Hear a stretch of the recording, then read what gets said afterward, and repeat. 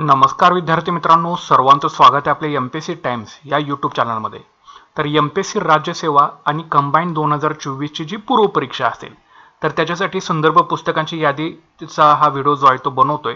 ठीक आहे, तर हा फक्त व्हिडिओ जो आहे हा फक्त पूर्व परीक्षेच्या दृष्टिकोनातून जे काही संदर्भ पुस्तकं आपल्याला लागणार आहेत त्या विषयासाठी तर त्याच्या संदर्भामधील हा व्हिडिओ असेल। त्याच्यामुळे जर तुम्ही आता प्रिपरेशन करत असाल एमपीएससी राज्यसेवा पूर्व परीक्षा 2024 साठी आणि कंबाईन पूर्व परीक्षा 2024 साठी तर ही संदर्भ पुस्तकं तुमच्याकडे असणं फार गरजेचं आहे। ठीक आहे, तर आता बुकलिस्ट सांगण्याआधी तुम्हाला काही गोष्टी मला सांगायच्या आहेत व्हिडिओच्या माध्यमातून, तर केअरफुली तुम्ही ऐका।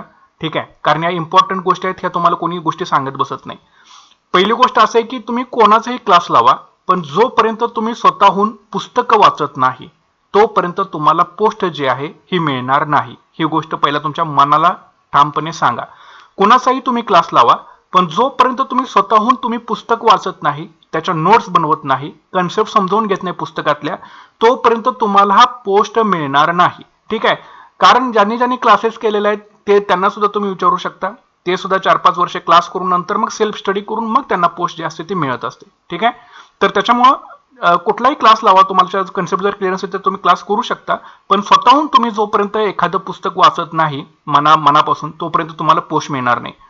दुसरी गोष्ट अशी आहे की पूर्व परीक्षेचं जे मेरिट आहे हे 55 ते 60% दरम्यान राहते। आता याला अपवाद असा असू शकतो की समजा एखाद्या पोस्टच्या जागा ह्या 5 किंवा 10 जर आल्या तर त्या अपवादात्मक परिस्थितीमध्ये हे मेरिट थोडंसं वाढतं, कारण त्यांना त्या पट्टीमध्ये मुलं जे असतात ते घ्यावे लागतात, त्याच्यामुळे ते मेरिट वाढतं।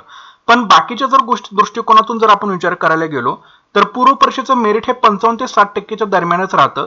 आणि जी पुस्तके तुम्हाला या व्हिडिओच्या माध्यमातून जी सांगणार आहे ती पुस्तकं तुम्ही परफेक्ट केली तरी सुद्धा तुमचे 55 ते 60% दरम्यान तुम्ही जाऊ शकता आणि तुमची पूर्व परीक्षा जी आहे ही तुमची निघू शकते। आता इथं होतं काय की तुमच्याजवळ काय नाही, तुम्ही याचा विचार करत बसता आणि जास्तीचं मटेरियल तुम्ही गोळा करण्याचा प्रयत्न करता। मग याच्यामध्ये होतं काय की तुमच्याकडे जे पुस्तक आहेत ती सुद्धा तुमची परिपूर्ण होत नाहीत, आणि जे तुम्ही नवीन तुमच्यामध्ये ऍड केलेलं आहे एखादा संदर्भ पुस्तक तर ते सुद्धा तुमचं वाचन होत नाही। त्याच्यामुळे जी पुस्तकं तुम्हाला सांगणार आहे ती जर परफेक्टरित्या तुम्ही केली तरी सुद्धा तुमची पूर्व परीक्षा जी आहे ती 100% निघू शकेल।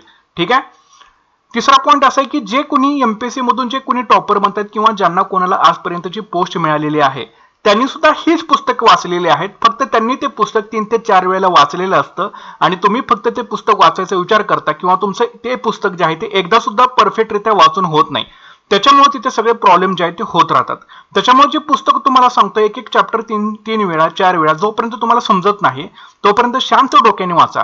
अजून सुद्धा वेळ आहे, परीक्षेला वेळ काय आपल्या हातातमधून गेले नाही 2024 साठीचे, तर त्याच्यामुळे एक पुस्तक घ्यायचं जे तुम्हाला स्टडी टार्गेटच्या माध्यमातून जे काही तुम्हाला पॉईंट सांगेन ते तुम्ही केअरफुली शांत डोक्याने एक पॉईंट केअरफुली तुम्हाला वाचायचं आहे, त्याच्या नोट्स प्रॉपरली तुम्हाला बनवायच्या आहेत। ठीक आहे, शांत डोक्याने करा, अजिबात प्रेशर घेऊन स्वतःवरती काही गोष्टी करायच्या नाहीयेत। ठीक आहे, तर जे पुस्तकं सांगतोय तीच पुस्तकं टॉपरने सुद्धा वाचलेली असतात आणि त्यांनी फक्त वाचलेलं असतं, तुम्ही फक्त विचार करता, तुम्ही सुद्धा त्या लिस्टमध्ये जाऊ शकता, फक्त गरज आहे ती डेडिकेशन सगळी पुस्तक वाचण्याची। ओके, पुढचा पॉईंट आहे की प्रत्येक विषयाची 2 पुस्तकं तुम्हाला चांगली करावी लागतील। ह्याला अपवाद फक्त चालू घडामोडीचा आहे, कारण चालू घडामोडीचे सोर्सेस प्रचंड आहेत। ठीक आहे, तरी सुद्धा आपल्याला त्याच्यामध्ये 3 ते 4 सोर्सेस ते सुद्धा मी तुम्हाला सांगेन की ते जरी केले तरी सुद्धा तुम्हाला चांगला स्कोर तुमचा चालू घडामोडी ह्यामध्ये येणार आहे आणि तुमची पूर्व परीक्षा जी असेल 2024 ची 100% तुम्ही पास जे आहे ते करू शकता। ठीक आहे, आणि डेली स्टडी टार्गेट सुद्धा आपल्या चॅनलवरती येतील, पुस्तकं तुमच्याकडे आहेत। आता फक्त काही नियोजनाचा फक्त तुमच्याकडे जर अभाव असेल तर त्यासाठी तुम्ही आपलं डेली स्टडी टार्गेट जे आपल्या चॅनलवरती अपलोड होईल दररोजच्या दररोज ते तुम्ही नक्कीच बघायचं आहे आणि त्यानुसार तुम्ही तुमचा प्लॅन जो आहे दिवसभराचा हा तुम्ही 100% करू शकता। ठीक आहे, त्यासाठी तुम्हाला आपलं चॅनल जे आहे ते सबस्क्राईब करावं लागेल, तरच तुम्हाला व्हिडिओचं नोटिफिकेशन जे आहे ते तुम्हाला मिळून जाईल।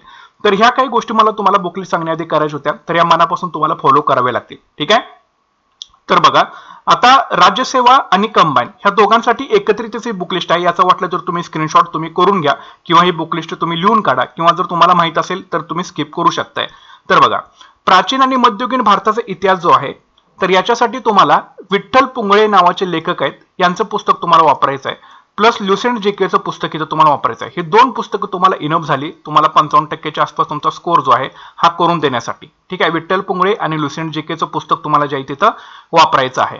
आधुनिक भारताच्या इतिहासासाठी तुम्हाला समाधान महाजन, ग्रोवर आणि इंडिया स्ट्रगल फॉर इंडिपेंडन्स ही 3 पुस्तकं कमीत कमी तुम्हाला इथे रीड करावी लागतील. कारण इतिहास तुम्हाला माहिती आहे, आधुनिक भारताचा इतिहास कसा आहे, जास्त याचा आवाका जास्त आहे, फारच मोठा याचा आवाका आहे. हे सगळं विखुरलेल्या परिस्थितीमध्ये आहे. समाधान महाजन या पुस्तकाचा तुम्हाला बेस म्हणून तो वापरू शकता.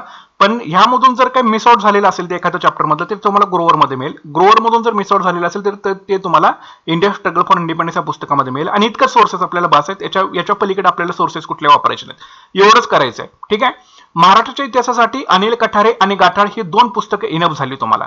ठीक आहे. चांगली व्यवस्थितरित्या आपल्याला हे करून घ्यायचं आहे. नंतर महाराष्ट्राच्या भूगोलासाठी एबी सौदी, कोळंबी किंवा दीपस्तंभापैकी कुठलेही एक पुस्तक तुम्ही वापरू शकता. भारताच्या भूगोलासाठी माजिद हुसेन याचा मराठीमध्ये अनुवाद आहे पुस्तकाचा, आणि कोळंबी किंवा दीपस्तंभापैकी कुठलेही एक पुस्तक द्यायचे तुम्ही वापरू शकता. जगाच्या भूगोलासाठी एबी सौदींचं पुस्तक इथं वापरा. प्लस जर तुमचं हिंदी किंवा इंग्लिश चांगलं असेल तर JC लिऑंग नावाचं लेखक आहेत, त्यांचे तुम्ही पुस्तक वापरू शकताय. ठीक आहे. मात्र इथं एबी सौदी तरी तुम्ही ऍटलिस्ट वापरणं गरजेचं आहे. राज्यशास्त्रासाठी M लक्ष्मीकांत आणि कोळंबे ही 2 पुस्तकं तुम्ही वापरा. आता कशी वापरायची, एक चॅप्टर घेतला, समजा घटनेची निर्मिती घेतला, M लक्ष्मीकांत समोर ठेवा, कोळंबे समोर ठेवा, जास्त तुम्हाला काही वेगळे पण दिसणार नाही. एक गोष्ट लक्षात ठेवा, म्हणजे कुठलाही पॉईंट जो आहे तो आपला मिस आउट करायचा नाही, कारण सगळ्या पॉसिबिलिटीज आपल्या बरोबर न्यायच्यात आपल्याला. ठीक आहे. तर त्याच्यामुळे अशा प्रकारे तुम्ही हे दोन्ही सुद्धा जे आहे ते संपवू शकता, जास्त काही वेळ लागत नाही. पंचायत राजसाठी किशोर लोटे. ओके.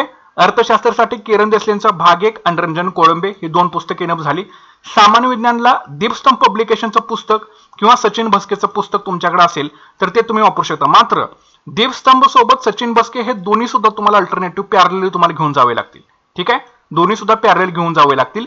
माझ्या मते दीपस्तंभ पुस्तक हे चांगलं आहे, पण जर तुम्ही सचिन भस्के सुद्धा वाचत असाल तर दीपस्तंभ सुद्धा त्याच्यासोबत वाचत चला. एक एक पॉईंट केअरफुली वाचा. समजा पचन संस्था करताय तर दीपस्तंभ मध्ये काय दिलेलं आहे, सचिन भस्के मध्ये काय दिलेले आहे, तर व्यवस्थित जर तुम्ही दोघांचं अनालिसिस केलं तर 100% तुम्हाला पॉईंट वेगळे निश्चितपणाने मिळून जाणार आहेत. एक तर दीपस्तंभ मध्ये तुम्हाला एक्स्ट्रा पॉईंट मिळतील किंवा भस्केमध्ये एक्स्ट्रा पॉईंट मिळतील. मग त्याचं काय करायचं, एका ठिकाणी व्हॅल्यू ऍडिशन त्याच्या नोट्स तुम्हाला जे आहेत ते बनवायचे आहेत. ओके. आणि प्लस लुसेंटचं सामान्य विज्ञानचं पुस्तक, आता याचं मराठी सुद्धा अनुवाद जो आहे तो काढलेला आहे. तर एवढे 3 पुस्तकं झाले, इनफ झाले. ह्याच्या बाहेर तुम्हाला काही करण्याची गरज नाही. हे जरी व्यवस्थित केलं, लाईन टू लाईन केअरफुली केलं, तरी सुद्धा तुमचा 55% आसपास, 55 प्लस तुमचा स्कोर जो आहे 55% वरती. समजा 15 प्रश्न आहेत तर कमीत कमी तुमचे 7 ते 8 प्रश्न जे असतील ते सुटलेच पाहिजेत कसल्याही परिस्थितीमध्ये, जर रेफरन्स व्यवस्थित वाचले तर तुम्ही. आणि जर आपला तो दिवस असेल एक्झामचा तर 100% तुम्हाला 10 ते 12 सुद्धा प्रश्न जे असतात ते सुटू शकतात. बाकीचे प्रश्न जे असतात ते फक्त तुम्हाला तिथे लॉजिकली असतात. जे प्रश्न येत नाहीत, जे ह्या 3 पुस्तकांमधून जर तुम्हाला प्रश्न पडलेले दिसले नाही तर त्याला शक्यतो हातच लावू नका. ठीक आहे. आणि आपल्याला निगेटिव्ह मध्ये सुद्धा जायचं नाही. त्याच्यामुळे प्रत्येक विषयामध्ये काही प्रश्न असे असतात की जे आपण कधी वाचलेले नसतात, त्यांना सोडून द्या. त्या प्रश्नाचा विचार करत बसायचं नाही. आपल्या हातामध्ये जेवढंच अॅक्युरसी आपण गेन करू शकतो एवढं सगळे वाचल्यानंतर नक्कीच आपली पूर्वपरीक्षा निघू शकेल याची खात्री तरी आपल्याला मिळू शकते. त्याच्यामुळे जे आपल्या हातामध्ये आहे ते चांगलं करा. जे येतच नाही, जे तुम्हाला येणार नाही, ही सगळी पुस्तकं असून ते कुणालाच येणार नाही. ठीक आहे. किंवा त्याला जास्त डोकं पण लावत बसण्यात काही अर्थ नसतो. त्याच्यामुळे आपल्याला फक्त पूर्वपरीक्षा क्रॅक करायची आहे. पूर्वपरीक्षेला तुम्हाला आउट ऑफ आउट घ्यायचे नाही, तर आउट ऑफ आउट पडले म्हणजे काय तुम्हाला पोस्ट मिळणार नाही पूर्वपरीक्षेमध्ये. त्याच्यामुळे 55% प्लस आपला स्कोर कसा होईल यासाठी चांगली पुस्तक आपल्याला दर्जेदार करायचे. त्याच्यामुळे एवढं तरी आपल्याला करणं गरजेचं आहे. पर्यावरणासाठी तुषार घोरपडेचं एक पुस्तक झालं, तुम्हाला इनफ झालं, तेवढे एकच करा. चालू घडामोडीसाठी परिक्रमाचं मॅगझिन, पण या परिपूर्णपणे या मॅगझिनवरती तुम्ही डिपेंड राहू नका. सगळे प्रश्न यामधून पडणार नाहीत. दुसरं म्हणजे सिम्प्लिफाईड, तिसरं म्हणजे जीके टुडे आणि चौथी म्हणजे PIB. हे एकूण 4 सोर्सेस आहेत. हे 4 सोर्सेस जरी तुम्ही परफेक्टरित्या केले तरी सुद्धा तुमचा स्कोर हा 15 पैकी कमीत कमी 10 प्लस तरी तुमचा स्कोर जो आहे हा येऊ शकतो. पण यासाठी हे सगळे सोर्सेस तुमचे करणं गरजेचं आहे. कुठल्याही एका जर तुम्ही पुस्तकावरती डिपेंड राहिला तर तुमचा स्कोर 100% कधीच तुम्हाला येणार नाही. 55% सुद्धा तुमचा स्कोर हा येणार नाही जर एका सोर्सवरती याच्यावरती डिपेंड राहिला. त्याच्यामुळे सगळे सोर्सेस हे करणं तुम्हाला फार गरजेचं आहे. ठीक आहे. तर याचे सुद्धा व्हिडिओ तुम्हाला आपल्या चॅनलवरती देऊन टाकेन, म्हणजे तुमचा याचा प्रश्न मॅक्झिमम जो आहे तो क्लिअर आउट होऊन जाणार आहे. तरी सुद्धा तुमच्याकडे असणं गरजेचे आहेत पुस्तकं. सिम्प्लिफाईडचं पुस्तक, परिक्रमाचं मॅगझिन, जेके टुडेची वेबसाईटवरती तुम्हाला इंग्लिश आणि हिंदीमध्ये कंटेंट मिळेल, पण हिंदीपेक्षा इंग्लिश जर तुम्ही वाचलं तर ते तुम्हाला बरं पडून जाईल. जर तुम्हाला वाचता येत नसेल तर मी तुम्हाला याच्यावरती करंट अफेअरचे व्हिडिओ जे असतील ते बनवायला सुरुवात करेन, तर ते तुम्ही बघू शकता. प्लस PIB नावाची वेबसाईट असते, प्रेस इन्फॉर्मेशन ब्युरो नावाची, त्याच्यामध्ये जे गव्हर्नमेंटमध्ये त्या डिपार्टमेंटच्या ज्या न्यूज येत राहतात ते सुद्धा आपल्याला गरजेचं राहतं. तर एवढे सोर्सेस तुम्हाला करंट अफेअर्सला जे ते वापरावे लागतील. गणित आणि बुद्धिमत्तेला सचिन ढवळे आणि संदीप अरगडेची पुस्तकं जे असतात ते तुम्ही इथं वापरू शकता. ठीक आहे. प्रत्येक पुस्तकामध्ये त्यांचे हे दोन्ही सुद्धा वेगवेगळे लेखक असल्यामुळं त्यांच्या दृष्टीतून जी तुम्हाला ट्रिक, आता दोन्ही लेखक असतील तर तुम्हाला कुठल्यातली ट्रिक समजते कुठल्या चॅप्टर मधली त्या पुस्तकातली, हे सुद्धा तुम्हाला माहित असणं गरजेचं आहे. त्याच्यामुळे हे सुद्धा तुम्ही इथं करू शकता. आता शेवटी त्या टाईप मधला प्रश्न जर गणित आणि बुद्धिमत्तेचा पडला तर आपण 100% जे असतो ते सोडवू शकतो त्या टाईप मधला प्रश्न पडला तर.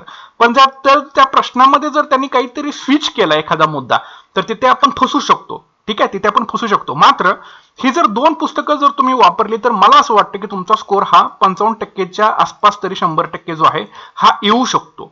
ठीक आहे. त्याच्यामुळे ही व्यवस्थितरित्या जरी पुस्तकातली गणित सगळी सोडवली तरी सुद्धा तुमचा स्कोर हा चांगल्या प्रकारे हा येणार आहे. ओके, तर ही बुक लिस्ट आहे, तर ही तुमच्याकडे असणं फार गरजेचं आहे. भले तुम्ही कंबाईन करा किंवा राज्यसेवा करा. तर कंबाईनच्या परीक्षेला तुम्हाला प्राचीन आणि मध्ययुगीन भारताचा इतिहास आणि पर्यावरण हे फक्त विषय नाही आहेत, बाकीचे सगळे विषय जे आहेत ते कॉमन आहेत. आणि तुम्ही कंबाईन राज्यसेवा करणार असाल तर ही सगळी संदर्भ पुस्तकांची लिस्ट, ही संदर्भ पुस्तकं तुमच्याकडे असणं गरजेचं आहे. ठीक आहे. आणि आता कसं करायचा अभ्यास, काय करायचं, तर यासाठी तुम्हाला डेली स्टडी टार्गेटचे व्हिडिओ जे असतील ते आपल्या चॅनलवरती येत राहतील, ते तुम्ही बघत चला. ठीक आहे. मात्र जास्तीत जास्त वेळ तुमचा पुस्तकांसोबत गेला पाहिजे. PYQ क्वेश्चन आन्सर सोडवण्यामध्ये तुमचा गेलाच पाहिजे. मॅथ्स रिझनिंगची प्रॅक्टिस करण्यामध्ये गेला पाहिजे. विनाकारण जास्त वेळ तुमचा सोशल मीडियावरती इथून पुढे जाता कामा नये, जर तुम्ही 2024 ची पूर्वपरीक्षाची तयारी जी असेल ते करत असाल तर. ठीक आहे. तर हे झालं तुमचं पहिल्यांदा रेफरन्स पुस्तकांची यादी झाली, संदर्भ पुस्तकांची यादी. आता स्टेट बोर्ड म्हणून तुम्हाला स्टेट बोर्डची सुद्धा काही पुस्तकं जे असतील ते तुम्हाला वाचावे लागतील. एक म्हणजे प्राचीन आणि मध्ययुगीन भारताची इतिहासाला तुम्हाला 6वी 7वी स्टेट बोर्ड आणि 11वी नवीन स्टेट बोर्डचं पुस्तक जे आहे हे तुम्ही प्राचीन आणि मध्ययुगीन भारताच्या इतिहासासाठी वाचू शकता. महाराष्ट्राच्या इतिहासासाठी तुम्ही 11वीचं जे जुनं स्टेट बोर्डचं पुस्तक आहे ते वाचू शकता. आधुनिक भारताच्या इतिहासासाठी तुम्हाला 8वी स्टेट बोर्डचं पुस्तक जे आहे ते इथं तुम्ही वाचू शकताय. ठीक आहे. भूगोलासाठी आता 5वी ते 12वी वाचणं तुम्हाला कंपल्सरी आहे, हे पण तुम्हाला वाचावं लागेल साईड बाय साईड. अर्थशास्त्रासाठी 11वी 12वी नवं आणि जुनं जे काही दोन्ही पुस्तक आहेत हे सुद्धा तुम्हाला व्यवस्थितरित्या वाचावे लागतील. सामान्य विज्ञानासाठी 11वी आणि 12वी फिजिक्स, केमिस्ट्री आणि बायोलॉजीचे पुस्तकं जे असतील हे तुम्हाला इथं वाचावे लागतील. ठीक आहे. फिजिक्स, केमिस्ट्री आणि बायोलॉजी. मग 5वी ते 10वी वाचायचं नाही का? तुमच्याकडे जर तेवढा वेळ असेल तर वाचा, पण जास्तीत जास्त प्रश्न जे असतात ते मागाशी सांगितलेल्या संदर्भ पुस्तकातूनच पडत असतात. त्याच्यामुळे बाकीची तर सगळं, कारण सायन्स सुद्धा डीपनेस कसा आहे, जास्त आहे. ठीक आहे, डिपनेस जास्त आहे. त्याच्यामुळे पूर्व परीक्षेला 11वी 12वी फिजिक्स, केमिस्ट्री, बायोलॉजी मध्ये जास्तीत जास्त प्रश्न आपल्याला पडलेले दिसत आहेत. जर तुमच्याकडे वेळ असेल तर निश्चितपणे हे वाचा. अदरवाईज तुम्ही संदर्भ पुस्तकांची जी तुम्हाला यादी सांगितली त्यामधून करू शकता. पर्यावरणासाठी 11वी 12वी स्टेट बोर्डची पुस्तकं तुम्ही वाचू शकता. आता जर तुमच्याकडे नोट्स काढायसाठी जर तुमच्याकडे टाइम नसेल तर एक स्टेट बोर्ड ठोकळा म्हणून मिळतो, गणेश काळे हे लेखक आहेत, ते तुम्ही वाचू शकता. किंवा जर तुमच्याकडे XYZ कोणतेही पुस्तक असेल, ठीक आहे, हेच वाचा असं मी रिकमेंड करणार नाही. तुमच्याकडे कुठलंही पुस्तक असू दे ज्यामध्ये स्टेट बोर्डच्या सगळ्या नोट्स एकत्रितरित्या त्यांनी केलेल्या असतील तर त्या तुम्ही वाचू शकता, कारण आपला वेळ वाचू शकतो. ठीक आहे. हे सगळं लाईन टू लाईन करत बसण्याची गरज नाही. जे तुमच्याकडे स्टेट बोर्ड कुठलं असेल ते घ्या एखादं पुस्तक आणि त्यामधून वाचायला थोडा वेळ देऊन वाचायला सुरुवात करा. ठीक आहे. अतिशय सोपं असतात, काय इतकं काय अवघड नसतं. पॉईंट टू पॉईंट सगळ्या त्यांनी चॅप्टर वाचून त्याबरोबर नोट्स असतात तर ते तुम्ही तिथं रीड करू शकता. ठीक आहे. तर हा एक तुमच्याकडे अल्टरनेटिव्ह एक ऑप्शन आहे. तर अशा प्रकारे तुमची जी बुक लिस्ट आहे ही तुमची असली पाहिजे. प्रत्येक विषयाची 2 पुस्तकं मॅक्झिमम आणि 3 पुस्तकं फक्त इतिहासाचा व्याप्ती जास्त आहे म्हणून आणि सायन्सची व्याप्ती जास्त आहे म्हणून एखादं पुस्तक फक्त एक्स्ट्रा आपण घेऊन ते व्यवस्थितरित्या आपल्याला बनवायचं आहे. करंट अफेअर्स थोडीशी जास्त व्याप्ती आहे म्हणून ते आपण घ्यावं लागेल आपल्याला. तर अशा प्रकारची बुक लिस्ट आहे. ही पुस्तकं तुमच्याकडे असणं फार गरजेची आहेत, लक्षात घ्या. डेली स्टडी टार्गेट आपण घरत्यांना सुद्धा हीच पुस्तकातले आपण वापरतो आणि त्यामधून चॅप्टर स्टेप बाय स्टेप हळूहळू आपण सिलेबस जो आहे तो कव्हर करत जातो. त्याच्यामुळे ही पुस्तकं तुमच्याकडे असू द्यात. त्याच्यामुळं काय होईल की एक म्हणजे तुमचा वेळ वाचेल. काय करायचं, कुठल्या पुस्तकातनं वाचायचं हे एकदा समजलं की आता फक्त काय राहते, तुम्हाला ऑलरेडी महिन्याचं नियोजन मी आपल्या चॅनलवरती उपलब्ध करून दिलं. डिसेंबरमध्ये तुम्हाला कुठले चॅप्टर वाचायचे. ठीक आहे. तर ते पुस्तकं बघा, त्यातले चॅप्टर बघा आणि रीड करायला सुरुवात करा. आणि ज्यांना कोणाला अजून समजत नाही कशा पद्धतीने जायचं तर त्यांच्यासाठी आपण डेली स्टडी टार्गेट हा आपला उपक्रम जो आहे तो सुरूच करणार आपण. तर ते सुद्धा तुम्ही त्याचे व्हिडिओ जे असतात ते तुम्ही बघू शकता. ओके. तर अशा प्रकारच्या गोष्टी आहेत. त्याच्यामुळे लक्षात ठेवा, जास्तीत जास्त वेळ हा तुमचा पुस्तकांच्या सोबत गेला पाहिजे. कुठलंही दडपण न घेता तुम्ही प्रत्येक चॅप्टर व्यवस्थितरित्या वाचला पाहिजे. त्याच्या शॉर्ट नोट्स तुम्हाला बनवल्या पाहिजेत. आयोगानं कशा प्रकारे त्याच्यावरती प्रश्न विचारलेले आहे ते शांत डोक्याने वाचा. त्याच्या प्रकारचे अजून काही प्रश्न बनवता येतील का याचा सुद्धा तुम्हाला अवलोकन जे आहे ते करावं लागेल. मगच तुमचा अभ्यासक्रम जो आहे तो परफेक्टरित्या जो आहे तो होणार आहे. ठीक आहे. जर तुम्ही पुस्तकच वाचलं नाही तर त्याचा काहीच उपयोग होणार नाही. त्याच्यामुळे पुस्तकं जे आहेत ते तुम्हाला करावेच लागतील. 3 ते 4 वेळा एखादा चॅप्टर जो आहे तो वाचावाच लागेल आणि सतत उजळणी सुद्धा त्याची करावी लागेल. ठीक आहे. नुसतं वाचत बसल्या पण उजळणी होत नाही, मग त्याचा काहीच अर्थ राहणार नाही. ठीक आहे. त्याच्यामुळे उजळणी सुद्धा सतत जे आहे ते करत तुम्हाला राहिलं पाहिजे. तर अशा प्रकारची बुक लिस्ट आहे. आय होप सर्वांना समज समजलेली असेल कुठली बुक लिस्ट आणि काय वापरायचं आहे. फक्त ही पूर्व परीक्षेची बुक लिस्ट आहे, मुख्य परीक्षेची नाही. मुख्य परीक्षेसाठी आपण नंतर व्हिडिओ बनवू, पण आता मात्र पूर्व परीक्षेवरती तुम्हाला फोकस ठेवणं गरजेचं आहे. त्याच्यासाठी आपण हा व्हिडिओ जो आहे तो बनवतोय. आय होप सर्वांना समजलं असेल. तर नक्कीच तुम्ही व्हिडिओला जे आहे ते आपला लाईक करत चला, शेअर करा. चॅनलवरती नवीन असाल तर नक्कीच चॅनल आपलं सबस्क्राईब करून घ्या. भेटूच पुढच्या व्हिडिओ सेशनमध्ये. Thanks for watching guys and all the best.